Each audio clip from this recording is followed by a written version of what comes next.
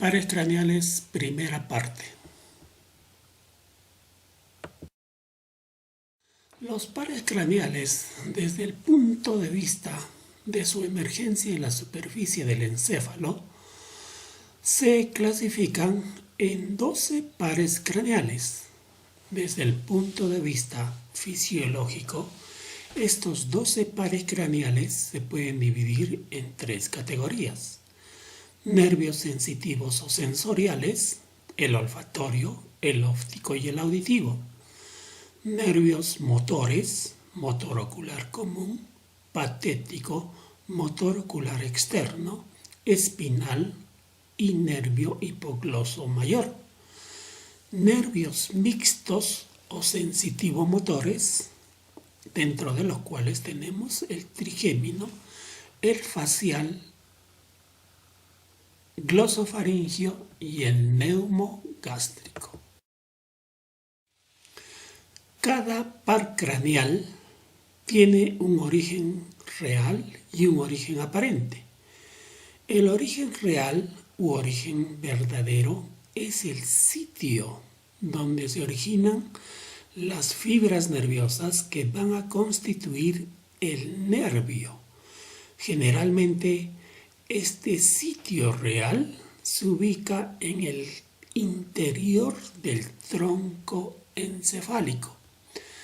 Su origen aparente es el sitio por donde emerge el nervio hacia la superficie. Este origen aparente es el que nos da la imagen que estamos viendo, la emergencia de los pares craneales que nosotros vamos a estudiar en estos momentos. Los nervios sensitivos o aferentes, su origen real corresponde a las células nerviosas periféricas. Por ejemplo, ellos se originan a nivel del techo de las fosas nasales, a nivel de la retina de los ojos o en el oído interno del oído. En cambio, los nervios motores o eferentes, ellos se nacen a nivel de grupos neuronales que están dentro del tronco encefálico. Ese es su origen real de los nervios motores. Los nervios mixtos son aquellos nervios que tienen fibras motoras y fibras sensitivas, cada una de las cuales poseen su propio origen real. Los pares craneales son en número de 12. Nervio olfatorio, nervio óptico, motor ocular común, nervio patético o troclear, trigémino, motor ocular externo o abducens, nervio facial, nervio auditivo o vestíbulo coclear, nervio glosofaringio, neumogástrico o vago, espinal o accesorio, y finalmente el nervio hipogloso. Nervio olfatorio. El nervio olfatorio origina a través de quimiorreceptores que están localizados en la parte superior, en el techo de las fosas nasales. Ahí se encuentra una estructura que se conoce como la mancha amarilla, que tiene un área de aproximadamente 2.5 centímetros cuadrados. Allí existen millones de receptores de la vía olfatoria, las cuales se van a interconectar con células neuronales que se ubican a nivel del bulbo olfatorio. Todas las moléculas que constituyen los olores se disuelven a nivel del moco nasal. Esta disolución estimula los cilios o dendritas de las células receptoras, generando el impulso nervioso. Este receptor nervioso envía este impulso nervioso hacia la primera neurona, que está ubicado en el bulbo olfatorio. La primera neurona es la célula olfatoria bipolar cuya dendrita recoge el olor, cuya dendrita recoge el estímulo nervioso que viene de los receptores.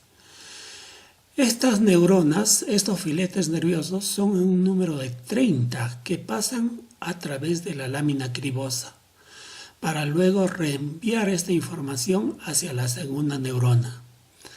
La segunda neurona, que también está ubicada en el bulbo olfatorio, se conecta con la primera neurona, del cual recibe la información y la retransmite a través de axones que salen por la parte posterior del bulbo olfatorio y la llevan hasta áreas olfativas primarias corticales que se ubican a nivel de la corteza o en la base del cerebro.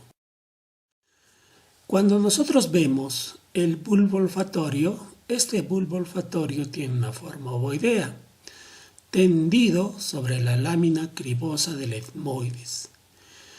Este bulbo olfatorio ocupa la parte inicial de los canales olfatorios. Se continúa el primer par craneal con la cinta olfatoria, o también llamado nervio olfatorio. Son cintas delgadas de más o menos 3 centímetros de longitud que avanzan hacia la parte posterior y terminan en lo que se llama el trígono olfatorio. Este trígono olfatorio se divide en 3 raíces, o también llamadas estrías. La estría olfatoria interna, la estría olfatoria externa y la estría olfatoria media. La estría olfatoria interna es corta y delgada y se dirige hacia la parte interna del hemisferio cerebral y termina en un área que se llama el área paraolfatoria, que está justo por debajo de la rodilla del cuerpo calloso. La estría olfatoria externa es más larga y se dirige hacia afuera y se dirige hacia la quinta circunvolución del lóbulo temporal, donde se encuentra el lóbulo piriforme. Y la estría olfatoria media, que es inconstante, se dirige hacia el espacio perforado anterior. Estas estructuras, estas 3 estrías, terminan en un área del cerebro que se llama rinencéfalo. Entonces, el rinencéfalo o encéfalo nasal es parte estructural del sistema nervioso central involucrado en lo que llamamos olfato. Una vez que estas estrías están en el interior del rinencéfalo, se interconectan con diversas regiones dentro del mismo cerebro y del tronco encefálico.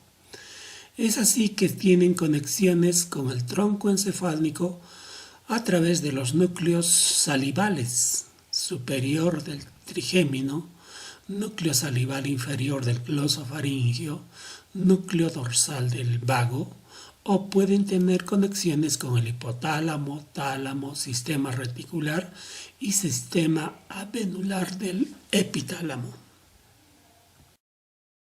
Segundo par craneal o nervio óptico. Nervio óptico. Hablamos que inicia este nervio óptico en receptores que están ubicados a nivel de la retina, los cuales se llaman los conos y los bastones. A nivel de la papila no hay neuroreceptores. En la mácula solamente hay conos. La retina, pues, es el sitio donde se percibe lo que llamamos intensidad de luz. Estos receptores convierten la luz en un impulso nervioso que la llevan hasta la primera neurona. Esta primera neurona son llamadas neuronas bipolares que todavía se encuentran dentro de la retina, las cuales transfieren su información hacia una segunda neurona que está ubicado también en la retina y se llaman las neuronas ganglionares. La segunda neurona, que son llamadas neuronas ganglionares, están ubicadas también en la misma retina. Hemos indicado que reciben las fibras nerviosas provenientes de las neuronas bipolares, pero también estas neuronas ganglionares van a formar a través de sus axones el nervio óptico. Las fibras de los axones de la retina nasal y del mismo lado de la mácula se cruzan y forman a nivel de la parte posterior el quiasma óptico y pasan a formar parte de la cintilla óptica del lado opuesto. Estas cintillas ópticas sinapsan, es decir, que llegan hacia la parte posterior a nivel del cuerpo geniculado externo, que está ubicado en la parte posterior del tálamo.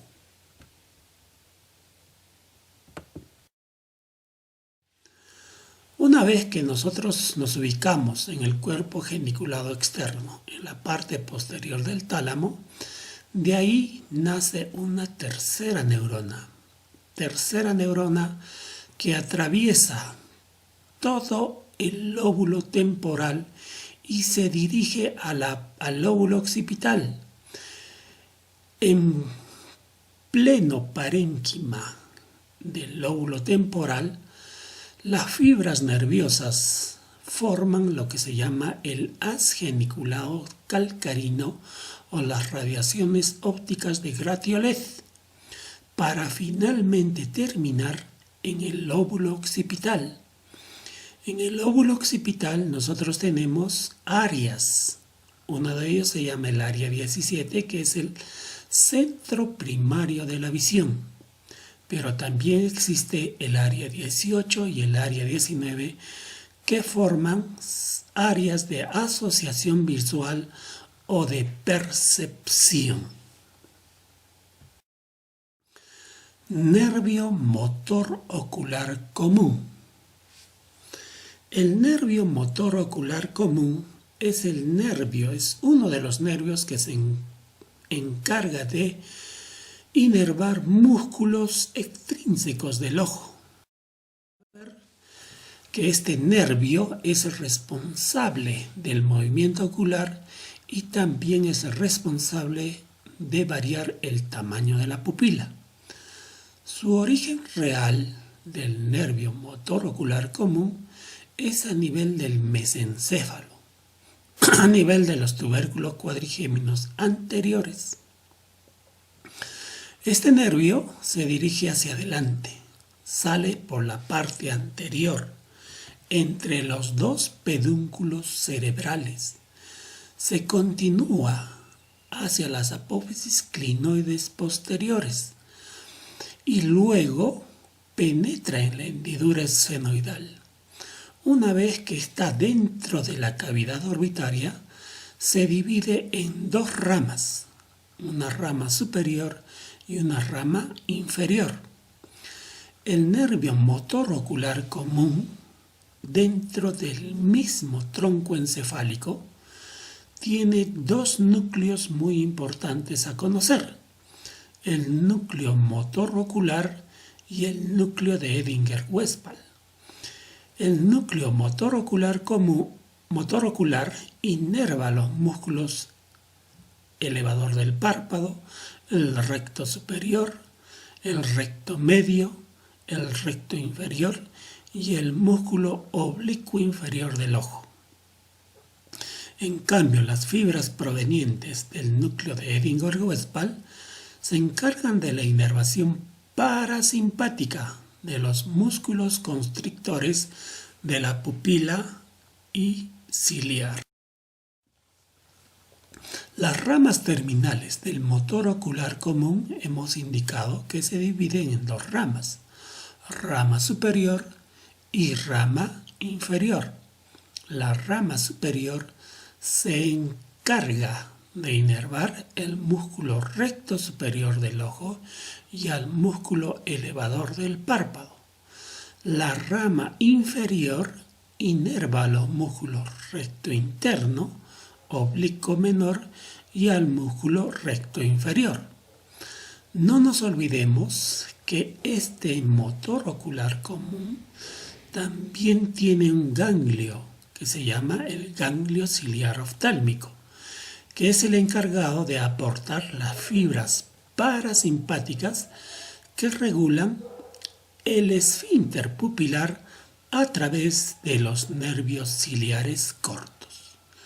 El ganglio ciliar, como nosotros vemos en la diapositiva, acá les muestro el ganglio ciliar, emite pues nervios que se dirigen hacia la parte posterior del globo ocular y luego a través de sus nervios motores, nervios ciliares cortos se dirigen hacia la parte de la pupila, donde inervan esta estructura que se llama el iris. El iris es el que permite, a través de su contracción o dilatación, aumentar o disminuir el tamaño de la pupila. Cuarto par craneal, nervio troclear, nervio que va a inervar el músculo oblicuo mayor u oblicuo superior del ojo. Su origen real nace a nivel del mesencéfalo, como vemos en la diapositiva. Vemos que es un nervio que empieza en esta parte posterior del mesencéfalo y sale por la parte posterior del tronco encefálico. Contornea todo el tronco encefálico y se dirige hacia la parte anterior, donde busca la hendidura esfenoidal para abrirse camino en la cavidad orbitaria. Una vez que está en la cavidad orbitaria, este nervio patético o nervio troclear es el nervio que se dirige a inervar exclusivamente el músculo oblicuo mayor a través de sus ramificaciones nerviosas. Nervio abducens, sexto par craneal, nervio que se encarga de inervar el músculo recto lateral del ojo. Entonces, el nervio número 6 o nervio motor ocular externo o nervio abducens nace en la parte posterior del tronco encefálico. Nace a nivel de la protuberancia, en un área muy cercana a el cuarto ventrículo. Sus fibras emergen por el surco bulboprotuberancial y se dirige hacia adelante hasta la porción profunda del seno cavernoso. No nos olvidemos que el seno cavernoso es una estructura vascular muy importante que se sitúa a cada lado de la silla turca. Luego ingresa en la hendidura esfenoidal y penetra en la cavidad orbitaria. Una vez que está dentro de la cavidad orbitaria, se sitúa por dentro del anillo de zinc y se coloca por debajo del motor ocular común para finalmente adosarse a la cara interna del músculo recto externo al cual inerva. De esta forma hemos terminado el estudio de estos pares craneales en su primera parte. Muchas gracias por su atención.